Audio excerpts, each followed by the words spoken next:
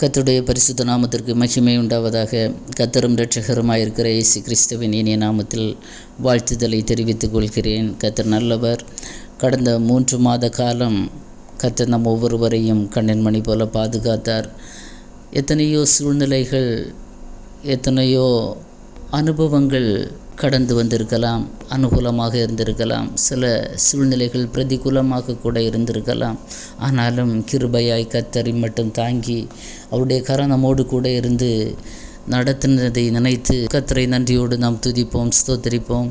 இந்த 4வது மாதத்தை காண செய்த கர்த்தரை நாம் நன்றி நிறைந்த இருதயத்தோடு துதிப்போம். கர்த்தர் நல்லவர். முகாந்தரம் இல்லாமல் தெய்வ பிள்ளைகளுக்கு விரோதமாக சத்ரு எழும்பி நிற்கும்போது கர்த்தர் எல்லாவற்றையும் பார்த்து அமைதியாக இருக்கிற தெய்வம் அல்ல.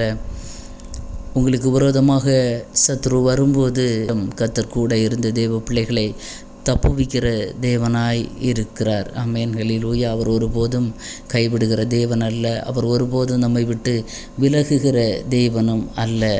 இந்த நாளிலே கூட சற்று நேர சிந்தனைக்கு ஆதாரமாக ஒரு வசனத்தை வாசிக்க விரும்புகிறேன். சங்கீதங்களின் புஸ்தகம் 16வது சங்கீதம் அதனுடைய 1வது வசனம், தேவனே என்னை காப்பாற்றும், உம்மை நம்பியிருக்கிறேன். சங்கீதக்காரனாகிய தாவீது இந்த இடத்திலே அவர் சொல்லுகிறார், தேவனை என்னை காப்பாற்றும்.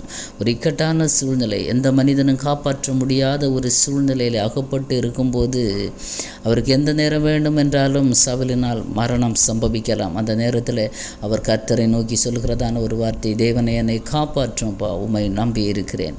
அதே மாதிரி இந்த காலை வேளையிலே தெய்வ பிள்ளைகளே, ஏதோ ஒரு சூழ்நிலையில், எந்த மனிதனாலும் காப்பாற்ற முடியாத ஒரு சூழ்நிலையில் இருக்கும்போது நாம் கர்த்தரை நோக்கி கூப்பிடுவது, தேவனை நோக்கி அபயமிடுவது ஒவ்வொரு தெய்வ பிள்ளைகளுடைய வாழ்க்கையிலும் இருக்கிறது. அந்த நேரத்தில் நம் கர்த்தரை உறுதியாய் நம்புவோம். ஏன்னா உம்மை உறுதியாய் பற்றி கொண்ட மனதையுடையவன். கர்த்தரை உறுதியாய் ஒரு மனுஷன் பற்றி கொள்வானானால் அவர் சூழ்நிலையை பார்க்கிற தெய்வம் அல்ல. எப்பேற்பட்ட சூழ்நிலையாக இருந்தாலும், பிரதிகூலமான சூழ்நிலையாக இருந்தாலும் கூட அந்த இடத்திலே கர்த்தர் அவனை பூரண சமாதானத்துடனே காத்து கொள்ளுகிற தேவன். ஆமென். அவர் சமாதானம் தருகிற தேவன், ஆசீர்வதிக்கிற தேவன், அவர் விடுவிக்கிற தேவன், அவர் உயர்த்துகிற தேவன். ஆமென், ஹல்லேலூயா. பரிசுத்த வேதாகமத்திலிருந்து ஒரு நபரை உங்களோடு கூட சுட்டி காட்ட நான் விரும்புகிறேன். நம்ம எல்லாருக்கும் நன்றாக தெரிந்த தானியேலுடைய வாழ்க்கையிலே, தானியேல் 6வது அதிகாரத்தில் நீங்கள் பார்த்தீங்கன்னா, தரியு அரசாண்ட அந்த காலத்தில் 120 தேசங்களுக்கு அவன் தேசாதிபதிகளை வைக்கிறான், நியமிக்கிறான். அதற்கு மேலாக பிரதானிகளையும் நியமிக்கிறான். இவர்கள் எல்லாருக்கும் அதிகாரியாக தானியேலுக்கு ஒரு உயர்ந்த அந்தஸ்தை கொடுக்க வேண்டும் என்று ராஜா விரும்புகிறான். காரணம் என்ன என்று பார்த்தீங்கன்னா, அவனுக்குள்ளே ஒரு விசேஷித்த தேவ ஆவி இருந்தது. அப்போ கர்த்தரால் அபிஷேகம் பண்ணப்பட்ட ஒரு தேவ பிள்ளைகள். ஆமென். நீங்கள் எந்த உலகத்தில் எந்த இடத்துல வேலை செய்தாலும் சரி, எந்த இடத்துல தான் நீங்கள் இருந்தாலும் சரி, ஆமென், கர்த்தர் உங்களோடு இருக்கிறார் என்பதை கூட இருக்கிறவர்கள் உணர்ந்து கொள்ளும்படி கர்த்தர் உதவி செய்வார். ஆமென், ஹல்லேலூயா. எத்தனையோ பிள்ளைகள், பல வெளிநாடுகளில் வேலை செய்கிற பிள்ளைகள் உண்டு. அவர்கள் வேலை செய்கிற இடங்களில் ஆவிக்குரிய தேவ பிள்ளைகள், கர்த்தரால் அபிஷேகம் பண்ணப்பட்ட தேவ பிள்ளைகள் உயர்ந்த ஸ்தானங்களிலே, உன்னத நிலைகளில் இருக்கிறதை நம்மால் பார்க்க முடிகிறது. ஆமென், ஹல்லேலூயா. அதை பார்க்கும்போது மிகுந்த சந்தோஷமாக இருக்கு. கர்த்தருக்காக வேறுபாடோடு வாழ்கிற பிள்ளைகள் எந்த இடத்துல இருந்தாலும், எந்த தேசத்தில் இருந்தாலும், எந்த ராஜ்யத்தில் இருந்தாலும், இன்றைக்கு அவர்கள் இருக்கிற தேசத்திலே, அவர்கள் வேலை செய்கிற அந்த கம்பெனிஸில் மிக உயர்ந்த ஸ்தானங்களில் இருந்து நல்ல அந்த கம்பெனிக்கே அவர்கள் ஒரு முன்மாதிரியாக இருந்து அந்த இடத்துல ஒரு அவார்டு வாங்குறத கூட கடந்த நாட்களில் பார்க்க முடிந்தது. மிக சந்தோஷமாக இருந்தது.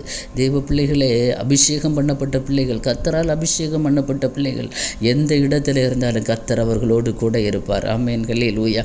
அவர் எந்த நேரத்திலும், எந்த சூழ்நிலையிலும் கர்த்தர் அவர்களோடு கூட இருப்பார். அவர்களை விட்டு விலகவும் மாட்டார், கைவிடவும் மாட்டார். ஆமென், ஹல்லேலூயா. அதனால் கர்த்தரால் அபிஷேகம் பண்ணப்பட்ட ஒரு பிள்ளைகளுக்கு, ஒரு தேவ மனிதனுக்கு, அல்லனா ஒரு சகோதரனுக்கு, ஒரு சகோதரிக்கு விரோதமாக சத்ரு எவ்வளவுதான் திட்டங்களை தீட்டினாலும் அவன் தன்னுடைய உத்தமத்திலே உறுதியாக நிற்பான் என்றால் கர்த்தர் அவனை விடுவிக்கிற தேவனாக இருக்கிறார். இங்கே தானியேலுக்கு பிரச்சனை வேற ஒன்றும் இல்லை. அவன் கர்த்தரை ஆராதிக்கிற ஒரு பிள்ளை. தானியேலின் மேல் விசேஷித்த தேவ அபிஷேகம் இருந்தது. ஆமேன். அதனால் அதை புரிந்து கொண்ட அந்த ராஜா இந்த தேசத்திலே அவனை அதிகாரியாக உயர்த்த திட்டமிட்டிருந்த அந்த நேரத்தில் அதை பொறுக்க முடியாத மற்ற ஜனங்களெல்லாம் இவனுக்கு விரோதமாக எழுப்புறாங்க. எப்படியாவது இவனிடத்தில் குற்றம் கண்டுபிடிக்க வேண்டும், குற்றம் கண்டுபிடிக்க வேண்டும். சத்துருடைய வேலையை அதுதான். ஹல்லேலூயா. எப்படியாவது தேவ பிள்ளைகளிடத்தில் குற்றம் கண்டுபிடிக்க வேண்டும் என்று முகாந்திரம் இல்லாமல் குற்றம் கண்டுபிடிக்கும்படியாக அவன் அலைந்து தேடுகிறான். ஆமென். எந்த குற்றத்தையும் கண்டுபிடிக்க முடியல. தானியேல் 6ஆம் அதிகாரம் நீங்கள் வீடுகளில் வாசிங்க. அந்த இடத்துல இவனிடத்தில் எந்த குற்றமும் கண்டுபிடிக்க முடியலை. அப்போ ஒரே ஒரு காரியங்கள் அவர்களுக்கு உள்ளத்தில் வருகிறது. இவனுடைய வேத அடிப்படையிலே இவன் நம்பி இருக்கிற தெய்வத்தினுடைய அடிப்படையில் ஆமென் இவன் விசுவாசித்திருக்கிற இவனுடைய விசுவாச வாழ்க்கையை இவன் விட்டுவிட வேண்டும். இவன் ஆராதிக்கிற தேவனை விட்டு இவன் பின்மாற வேண்டும் என்பதற்காக அதே ஒரே ஒரு காரியத்தில் தான் அவனை குற்றம் சுமத்த அவர்களால் கூடினது. வேறு எதுலேயுமே குற்றம் கண்டுபிடிக்க முடியலை. அவங்களே சொல்கிறாங்க, வேறு எதுலேயுமே குற்றம் கண்டுபிடிக்க நம்மளால் முடியாது. இந்த ஒரு விஷயத்தில் அவனை நாம் என்ன செய்யலாம், அடக்கலாம் என்று நினைத்தாங்க. ஆமென். ஹல்லேலூயா. என்ன சொல்கிறாங்க, 30 நாட்கள் டைம் கொடுக்குறாங்க. 1 மாதம் ராஜாவை இல்லாமல் வேறு எந்த தெய்வத்தையும் வணங்கக்கூடாது, எந்த தெய்வத்தையும் ஜபிக்கக்கூடாது, எந்த தெய்வத்தையும் நமஸ்கரிக்கக்கூடாது என்ற திட்டத்தை தீட்டுறாங்க. ராஜாவுடைய முத்திரை மோதிரத்தினால முத்திரை போடப்பட்டு எல்லா தேசங்களுக்கும் 120 தேசங்களுக்கும் செய்தி பறக்கிறது. ஹல்லேலூயா. எல்லாருமே 30 நாட்கள் வரைக்கும் அந்தந்த தேசத்தில் ராஜாவுடைய ஃபோட்டோவை வைத்து அந்தந்த இடங்களில் இவங்க என்ன செய்கிறாங்க, தொழுறாங்க, நமஸ்கரிக்கிறாங்க, தெய்வமே என்று கூப்பிடுகிறாங்க. ஆனால் கர்த்தரால் அபிஷேகிக்கப்பட்ட தானியேலால் அது முடியாது, அது முடியாது. ஆமென். ஹல்லேலூயா. இதை கேட்கிற பிள்ளைகளை, தேவ பிள்ளைகளை, ஹல்லேலூயா, எந்த சூழ்நிலையிலும் எந்த இடத்துல நம்ம இருந்தாலும் கர்த்தரை நாம் வெளிப்படுத்துகிற பிள்ளைகளாக இருக்க வேண்டும். சத்ரு விரோதமாக கிரியை செய்ய வரும்போது கிறிஸ்துவின் வாசனையை நாம் வெளிப்படுத்துகிறவர்களாக இருக்க வேண்டும். தானியேலுக்கு நடந்தது என்ன தெரியுமா? ஹல்லேலூயா. இதெல்லாம் தானியேல் அறிகிறார். 120 தேசங்களுக்கும் செய்தி பறந்தது தானியேலுக்கும் தெரியும். ஏன்னா அவனை அங்கே ஒரு மிகப்பெரிய பொறுப்பில் இருக்கிறார். அதற்கு அப்புறமாக அவருக்கு ஒரு பெரிய ப்ரமோஷன் வரப்போகிறது என்பதையும் அவர் உணர்ந்திருந்தார். ஆமென். ஹல்லேலூயா. அது பொறுக்க முடியாமல் தான் இப்படிப்பட்ட பிரச்சனைகள் வருகிறது என்பதை நன்றாக தானியேல் உணர்ந்திருந்தார். ஆனால் தானியேல் செய்தது என்ன தெரியுமா? என்றைக்கும் போல வீட்டுக்கு போகிறார். வீட்டுக்கு போய் தேவ சமூகத்திலே முழங்கார் படியிட்டு ஜெபிக்கிறார்.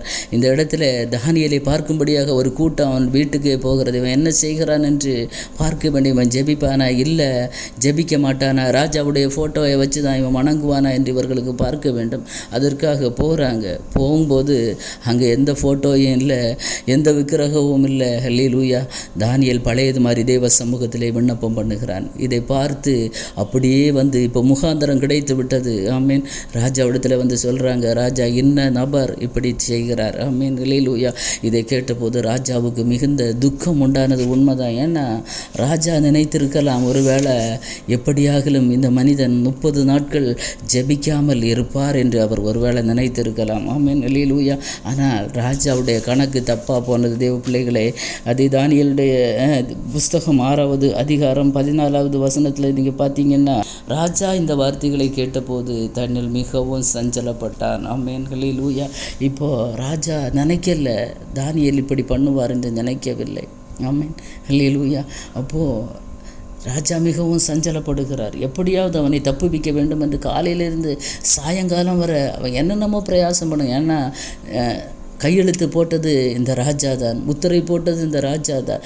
இப்போது ராஜாவினால் அந்த அதை மாற்ற முடியாது. ஆமீன். அதை ஒரு முறை ராஜா முத்திரை போட்டு தேசங்களுக்கு அனுப்பி விட்டாச்சுன்னா அதை திருப்பி மாற்ற முடியாது. ஆனால் எந்த ராஜாவுடைய கையெழுத்தை முத்திரையை மாற்ற என் தேவனால் கூடும். ஆமீன். அதை தானியேல் நன்றாக அறிந்திருந்தார்.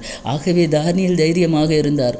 ராஜாவுக்கு இது தெரியாது. என்னை விட பெரிய ஒரு ராஜா பரலோகத்தில் இருக்கிறார் என்பதை ராஜாவுக்கு தெரியாமல் இருந்தபடியினால் அவர் சஞ்சலப்படுகிறார். எப்படியாவது இவனை காப்பாற்ற வேண்டும் என்று.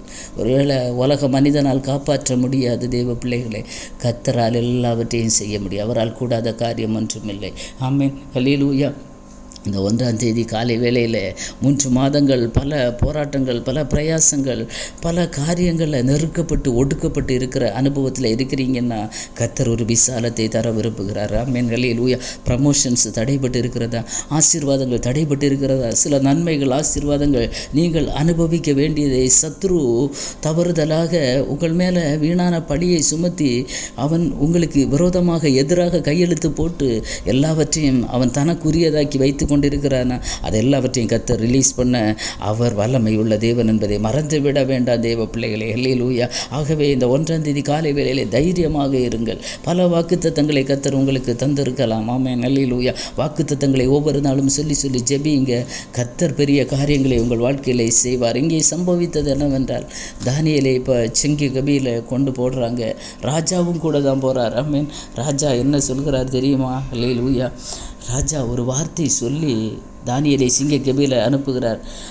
6வது அதிகாரம் 16வது வசனத்தில் தானியேலை நோக்கி, நீ இடைவிடாமல் ஆராதிக்கிற உன் தேவன் உன்னை தப்புவிப்பார். ஆமென், ஹல்லேலூயா. ராஜாவுக்கு ஒரு விசுவாசம் இருந்தது. இவ்வளவு 120 தேசங்களுக்கும் செய்தி பறந்து எல்லாரும் ராஜாவுடைய ஃபோட்டோ அங்கங்கே கட் அவுட் வைத்து அங்கங்கே அவருடைய சிலைகளை வைத்து தூபம் காட்டி நமஸ்கரிக்கிறாங்களே. ஆனால் இந்த ஒரே ஒரு மனிதன் மாத்திரம் எப்படி என்னை நமஸ்கரிக்காமல் தான் ஆராதிக்கிற தெய்வத்தை நமஸ்கரிக்கிறான்? அப்போ அதுக்குள்ளே ஏதோ ஒரு விஷயம் இருக்கிறது என்பது இவனுக்கு தெரியும். ஏற்கனவே அவனுக்கு தெரியும், தானியேலுக்குள்ளே விசேஷித்த ஆவி ஒன்று இருக்கிறது என்பது தெரியும். அவனுக்குள்ளே இருக்கிறதான அபிஷேகம் ராஜாவுக்கு நன்கு தெரிந்திருந்தபடியினால் அவன் சொல்கிறான், உன்னை தப்புவிக்க ஒரு தெய்வம் இருக்கிறார்ப்பா, நீ தைரியமாக போ என்று அவன் மனசிலே சொல்லி இவனை அனுப்பி விடுகிறான். ஆமென். ஆனால் அந்த இடத்துல தானியேல் எந்த பதிலும் சொல்லலை, யாரிடத்துல எதுவும் கெஞ்சவும் இல்லை. தன்னை விடுவிக்கும்படியாக எந்த மந்திரிமாரிடத்திலோ ராஜாவிடத்திலேயோ அவன் முழங்கால் படியிடவில்லை. ஆமென். கர்த்தரிடத்தில் முழங்கால் படியிடுகிற ஒரு தேவ பிள்ளை மனிதனிடத்தில் முழங்கால் படியிட கர்த்தர் வைக்க மாட்டார். ஆமென், ஹல்லேலூயா. என்னதான் கையெழுத்து போட்டாலும், என்னதான் தேசங்களுக்கு பறந்தாலும், செய்தி பறந்தாலும், உங்களுக்கு விரோதமாக யார் எதை தான் செய்தாலும் நீங்கள் கர்த்தரை விட்டு ஒரு இன்ச்சு கூட, ஆமென், ஹல்லேலூயா, பின்வாங்காதபடி அவரை இன்னும் அதிகமாக பற்றி கொண்டீங்கன்னா கர்த்தர் அந்த இடத்திலே பெரிய காரியங்களை செய்கிற தேவனாக இருக்கிறார். ஆமென், ஹல்லேலூயா. நடந்தது என்ன தெரியுமா? ஹல்லேலூயா. இங்கே தானியேல் சிங்க கபியில், இங்கே ராஜாவுக்கு தூக்கம் இல்லை. முழுதும் ராஜா சஞ்சலப்படுகிறான், அவன் சாப்பிடவில்லை. ஆமென், ஹல்லேலூயா. அந்த ஒரு ராத்திரியை கழித்து போட அவர் பட்ட பிரயாசம் சாதாரண விஷயம் அல்ல. அவ்வளவு அவருக்குள்ளே ஒரு மனசஞ்சலம், ரொம்ப வேதனைப்படுகிறார். ராஜா இங்கே உபவாசமாக இருக்கிறார், தானியேல் அங்கே உபவாசமாக இருக்கிறார், இங்கே ராஜா உபவாசமாக இருக்கிறார். ஆனால் தானியேலை கொண்டு போட்டவங்க சந்தோஷமாக இருந்திருப்பாங்க. தானியேலுடைய காரியம் க்ளோஸ் ஆகிவிட்டது. நாளைக்கு காலையில் பார்க்கும்போது ஒரு சில எலும்புகள் கூட மிஞ்சுமா மிஞ்சாதா என்று ஏளனம் சொல்லி சிரித்திருப்பாங்க இந்த கொண்டு போட்டவங்க எல்லாம். தாங்கள் நினைத்த காரியம் எல்லாம் சக்ஸஸ் முடிந்ததே, இனி தானியேல் அவ்வளவுதான், அவனுக்கு கிடைக்க வேண்டிய ப்ரமோஷன் நமக்கு கிடைக்கும் என்று ஒருவேளை வாஞ்சியோடு காத்திருந்திருக்கலாம். ஆனால் நடந்தது வேறு விதமாய் நடந்தது. காரியத்தை கர்த்தர் மாறுதலாய் மாற்றுகிற தெய்வம். நம்முடைய தேவன் அநீதி உள்ள தெய்வம் அல்ல. ஹல்லேலூயா.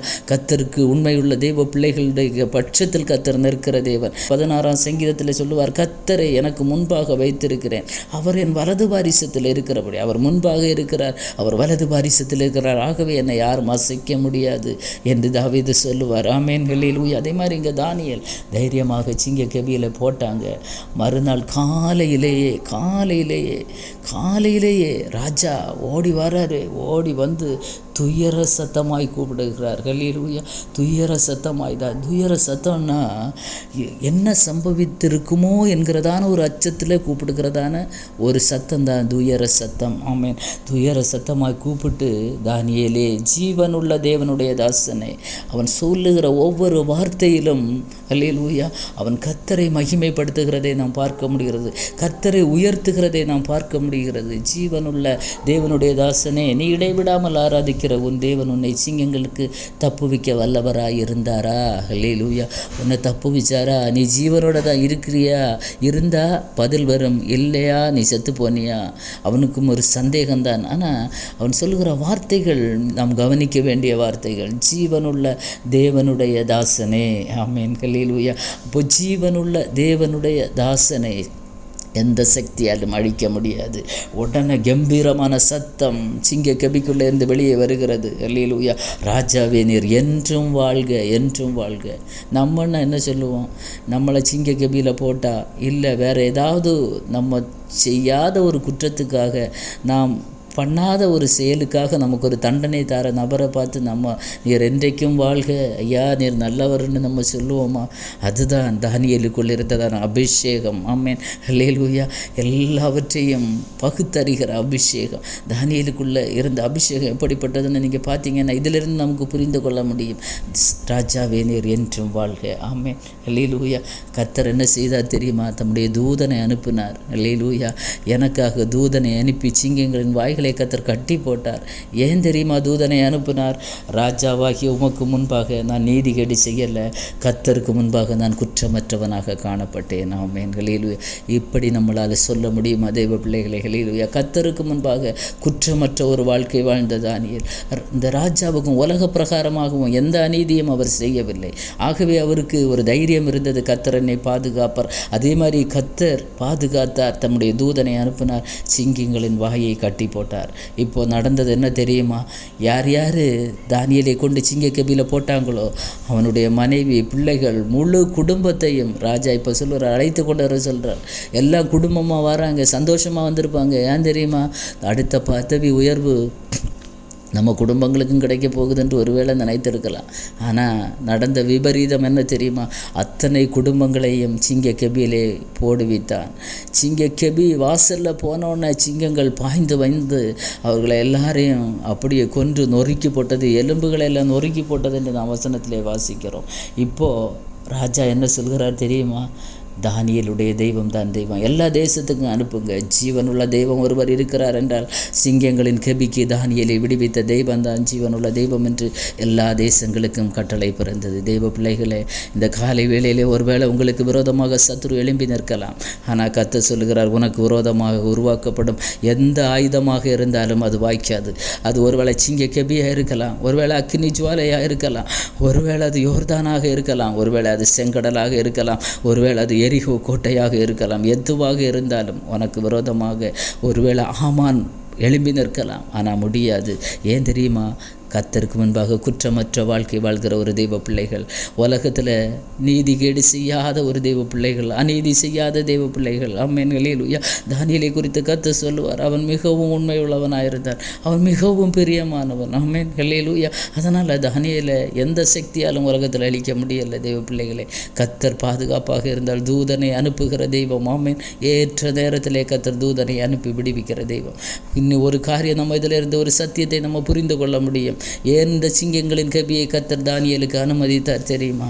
ஜீவனுள்ள தேவன், உண்மையுள்ள தேவன் ஒருவர் இருக்கிறார், அவர் விடுவிக்கிற தெய்வம் ஒருவர் இருக்கிறார் என்பதை அந்த ராஜா, அந்த தேசம் முழுவதும் அறிந்து கொள்ளும்படியாக கர்த்தர் இந்த காரியங்களை அனுமதித்திருக்கலாம். ஆகவே உங்கள் வாழ்க்கையில் ஒருவேளை சில இக்கட்டான சூழ்நிலைகளை கர்த்தர் அனுமதித்திருந்தால், ஆமென், ஹல்லேலூயா, தாழ்மையோடு சொல்லுவேன், ஹல்லேலூயா, பயத்தோடு சொல்லுவேன், தேவ பிள்ளைகளை அமைதியாக அந்த இடத்துல இருந்து கொண்டு தேவனை மாத்திரம் நோக்கி பாருங்கள். தானியேல் கர்த்தரை நோக்கி ஜெபித்தது போல நாமும் கர்த்தரை நோக்கி ஜெபிப்போம். கர்த்தர் ஏற்ற சமயத்திலே ஹல்லேலூயா சத்துருக்கு விரோதமாக தம்முடைய தூதனை அனுப்புவார். உங்களுக்கு யார் விரோதமாக வருகிறாங்களோ அவர்களுடைய காரியங்களை கர்த்தர் எப்படி நிர்மூலம் பண்ணுகிறார் என்று இந்த தானியேலுடைய வாழ்க்கையிலிருந்து நாம் கற்றுக்கொள்ள முடியும். தெய்வ பிள்ளைகளுடைய வேலையிலே உங்கள் ப்ரமோஷனுக்கு ஹல்லேலூயா விரோதமாக சத்துரு செயல்படலாம். ஆமென், ஹல்லேலூயா. இங்கே தானியேலுக்கு ஒரு உயர்வு கிடைக்கும் என்று உலகம் மனுஷனுடைய பொறாமை, எரிச்சல், இதுதான். ஒரு மனுஷன் முன்னே வந்துடக்கூடாது. அது கிறிஸ்தவத்திலையும் சரி, ஆவிக்குரிய வாழ்க்கையிலும் சரி, ஊழியங்களிலும் சரி, ஒருவனுக்கு முந்தி இன்னொருதன் வந்துடக்கூடாது. ஹல்லேலூயா. அப்படியான அங்கே பிரச்சனை, அங்கே என்ன வருகிறது? பொறாமை வருகிறது, அங்கே எரிச்சல் உண்டாகிறது. இதுதான் உலகத்தில் பலவிதமான சூழ்நிலைக்கு ஏற்றவாறு தெய்வ பிள்ளைகளுக்கு விரோதமாக சத்துரு கிரியை செய்து கொண்டு இருக்கிறான். பயப்படாமலும் கலங்காமலும் இருங்க. ஹல்லேலூயா. கர்த்தர் உங்களுக்காக யுத்தம் செய்வார். ஆமென், ஹல்லேலூயா, ஹல்லேலூயா. தானியேலுக்குரிய ப்ரமோஷன், தானியேலுக்கு கொடுக்க வேண்டிய உயர்வை வேறு ஒருவருக்கும் கத்தர் கொடுக்க மாட்டார். அதுபோல் கத்தரால் அபிஷேகம் பண்ணப்பட்ட ஒரு தேவ பிள்ளைக்கு இந்த உலகத்தில் கத்தர் வைத்திருக்கிற உயர்வுகள், நன்மைகள், ஆசீர்வாதங்கள் அதை வேறு எந்த மனுஷனும் பறிக்க முடியாது, எடுக்க முடியாது. ஆமென் அல்லேலூயா. உங்களுக்கு உரியதை உங்களுக்கு தருகிற தெய்வம். ஆமென் அல்லேலூயா. நீங்கள் அனுபவிக்க வேண்டிய சில ஆசீர்வாதங்களை அல்லேலூயா முகாந்தரம் இல்லாத குற்றங்களை சுமத்தி சத்ரு பல கையெழுத்துக்களை போட்டு பல பேப்பர்ஸ் பல அதிகாரிகளுக்கிடத்தில் மாறி இருக்கலாம். ஆனால் இந்த காலை வேளையிலே கர்த்தர் சொல்லுகிறதான வார்த்தை, ஆமே நீங்கள் தானியேலை போல இருந்தீங்கன்னா கர்த்தருக்கு முன்பாக குற்றமற்ற ஒரு வாழ்க்கை, ஆமே உலகத்திலையும் ஒரு அநீதி இல்லாத ஒரு வாழ்க்கை, நீதி நியாயமாக நம்ம வாழ்ந்து கர்த்தருக்கு உண்மையாக நாம் வாழ்ந்து தெய்வ சமூகத்தில் ஜெபிக்கிற ஒரு தெய்வ பிள்ளையாக நாம் இருப்போம் என்றால் கர்த்தர் நம்முடைய வாழ்க்கையிலே அற்புதத்தை செய்வார். அவரால் சும்மா இருக்க முடியாது. தெய்வ பிள்ளைகளை எப்பேற்பட்ட கையெழுத்தை மாற்றி என் தேவனால் முடியும். உங்களுக்கு வர வேண்டிய ப்ரொமோஷன் உங்களுக்கு தான் வரும், உங்களுக்கு வர வேண்டிய ஆசீர்வாதம் உங்களுக்கு தான் வரும், உங்களுக்கு கிடைக்க வேண்டிய அந்த நன்மை உங்களை தேடி வரும். ஆமென் அல்லேலூயா. எந்த சத்துருவும் அதை எடுக்க முடியாது. ஆகவே இந்த காலை வேளையிலே தைரியமாக இருங்க, நம்பிக்கையாக இருங்க, கர்த்தரை பற்றி கொள்ளுங்க. ஆமென். கர்த்தர் காப்பாற்றுவார். ஆமென். அவர் காப்பாற்றுகிற தேவன். தாவீது சொன்னது போல சொல்லுவோமா, தேவனே என்னை காப்பாற்றும், உம்மை நம்பி இருக்கிறேன். ஆமென் அல்லேலூயா. அப்படி சொன்ன தாவீதை கர்த்தர் காப்பாற்றினார். இங்கே கர்த்தர் தானியேலை காப்பாற்றினார். ஆமென். உங்களுக்கு உரியதை உங்களுக்கு கொடுப்பார், அதை வேறு யாருக்கும் கர்த்தர் கொடுக்க மாட்டார். ஆமென். விசுவாசிக்க முடிகிறதா? நம்பிக்கையோடு காத்திருங்க. கர்த்தர் அந்த ஆசீர்வாதத்தை இந்த மாதத்திலே உங்களை காண செய்வார். கண்களை முடி ஜெபிப்போமா. கிருபை நிறைந்த நல்ல தகப்பனே, இந்த நல்ல காலை வேளைக்காக உமக்கு நன்றி அப்பா. ஆண்டவரே, நீ தந்த நல்ல வாக்குத்தத்த வார்த்தைகளுக்காக நன்றி. தானியேல் கர்த்தருக்கு முன்பாக குற்றமற்ற ஒரு வாழ்க்கை வாழ்ந்தாரப்பா. அல்லேலூயா. அப்பா, மனுஷனுக்கு முன்பாகவும் எந்த நீதிகேடும் அவர் செய்யவில்லை என்று பார்க்கிறோம். ஆண்டவரே, கர்த்தருக்கு முன்பாக உண்மையுள்ள ஒரு வாழ்க்கை வாழ்ந்து ஆண்டவரே உங்கள் சமூகத்தை நோக்கி பார்த்து ஜெபிக்கிற ஒரு மனிதனாக காணப்பட்டாரப்பா. அந்த மனிதனை கர்த்தர் ஆசீர்வதித்தீர், உயர்த்தினீர், கர்த்தர் விடுவித்தீர். ஆண்டவரே, இந்த காலை வேளையில் ஆண்டவரே எப்பேற்பட்ட கையெழுத்துக்கள் தேவ பிள்ளைகளுக்கு விரோதமாக ஆண்டவரே சத்துரு போட்டிருந்தார், அதை எல்லாவற்றையும் கர்த்தர் மாற்றி தேவ பிள்ளைகளுடைய வாழ்க்கையிலே ஒரு அற்புதத்தை, ஒரு ஆசீர்வாதத்தை காண செய்ய போகிற கிருபைக்காக நன்றி. ஆண்டவரே, பல இடங்களிலே, பல சூழ்நிலையிலே, பல குடும்பங்களிலே, வேலை செய்கிற இடங்களிலே ப்ரமோஷனுக்காக காத்திருக்கிற பிள்ளைகள் சில ஆசீர்வாத நன்மைகளை சத்துரு ஆண்டவரே முகாந்தரம் இல்லாமல் ஆண்டவரே ஏமாற்றி தேவ பிள்ளைகளுக்கு கிடைக்க வேண்டிய நன்மைகளுக்கு கிடைக்காதபடிக்கு ஆண்டவரே பல வருடங்களாக ஆண்டவரே அப்பா சத்துரு கவர்ந்து வைத்திருக்கிற சில ஆசீர்வாத நன்மைகளை கர்த்தாவே தேவ பிள்ளைகளுடைய வாழ்க்கையிலே திரும்பவும் அதை சுதந்திரித்து கொள்ளும்படியான பாக்கியத்தை கர்த்தர் கொடுப்பீராக. ஆண்டவரே அல்லேலூயா. எத்தனை குடும்பங்கள் கண்ணீரில், கஷ்டத்தில், ஆண்டவரே வேதனையோடு அப்பா கிடைக்க வேண்டிய பணங்கள், கிடைக்க வேண்டிய நன்மைகள், கிடைக்க வேண்டிய சொத்துக்கள், கிடைக்க வேண்டிய உயர்வுகள் கிடைக்காதபடிக்கு தடை பண்ணி சத்துரு வைத்திருக்கிறது நிமித்தமாக வேதனைப்பட்டு இருக்கிற பிள்ளைகளுடைய வாழ்க்கையிலே கர்த்தர் இந்த காலை வேளையிலே அனுகூலம் பண்ணுவீராக. ஆண்டவரே, சத்துருடைய எல்லா கோட்டைகளையும் கர்த்தர் தகர்த்து தேவ பிள்ளைகளுக்கு கர்த்தர் வெற்றியை கொடுப்பீராக. ஆண்டவரே, இதை கேட்கிற பிள்ளைகளுடைய வாழ்க்கையிலே நம்பிக்கை உண்டாகட்டும். கர்த்தர் என்னை காப்பாற்றுவார். ஆண்டவரே, உம்மை நம்பி இருக்கிறேன், நீர் என்னை காப்பாற்றுவீர் என்கிறதான தைரியத்தையும் விசுவாசத்தையும் கர்த்தர் கொடுப்பீராக. அப்பா, ஒவ்வொரு குடும்பங்களையும் சமாதானமும் மனமகிழ்ச்சியும் உண்டாகட்டும். அவருக்கு கிடைக்க வேண்டிய ஆசீர்வாதங்கள், நன்மைகள் அவருக்கு கிடைக்க கர்த்தர் உதவி செய்வீராக. நீர் அப்படி செய்ய போகிற கிருபைக்காக உமக்கு நன்றி. கர்த்தர் மாத்திரம் மகிமைப்படுவீராக. ஆசீர்வதி. இயேசுவின் மூலம் ஜெபத்தை கேளும் ஜீவனுள்ள நல்ல பிதாவே. ஆமேன். ஆமேன். God bless you.